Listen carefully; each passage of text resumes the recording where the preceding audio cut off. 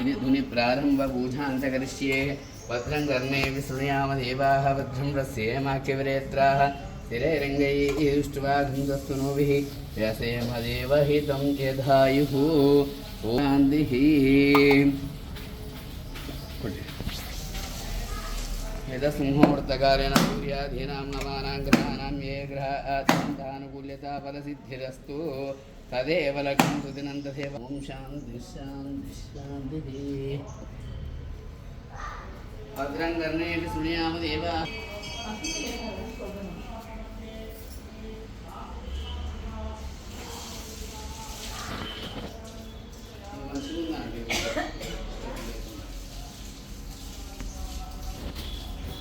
ఆగ్నేయంతో తమ్ముడిని ఇక్కడ వెలిగిద్దాం.